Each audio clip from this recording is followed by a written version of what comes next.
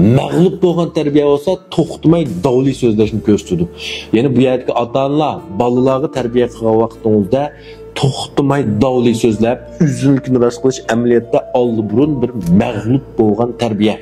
Hazırki balalarımız texmi aqıllı, texmi köpünü biladigan zirek bo'lib cho'ng'atyapti. Endi 8-9-yilda 2000-yillargacha ota-ona o'qiganlarga nisbatan o'zining xizmat aldirashchiligi, kasbdagi aldirashchilik jihatdan bolalarga tarbiya qilish sal tuvan tushib qoldi. Ammo bu bolalarimiz yig'laydigan, bir ishni deb to'g'ri qilmaydigan, topshiriq ishlarga serib qoldigan. Endi bular olgan tarbiyami shularning usuli bilan eng muhimi o'z his qilgan narsa, o'z bilgan narsa kalsida biz o'rgatganda yaxshi.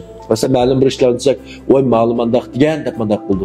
Ma'lum bir ishlar desak, voy kino degan dunqop endi mandaq chiqdi deb qildi. Shundan o'zi bilib olgan yaxshi ishlar bo'lsa, biz o'rgatmasakmi bizdan yaxshi qildi. Shuning uchun men bu yerga qulimki Morfus qonuniniki manfaat benbensini balalar nusxasini sizlarga qattiq tavsiya qilaman.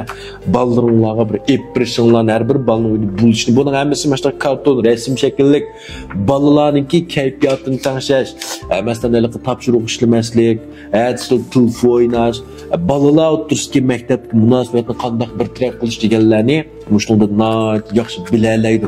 Shuning uchun boshlang'ishdan to'liqsizga bo'lgan balalar va ota-onalar chuqur bu kitobdan birini balalarga ep sovuq qilinglar.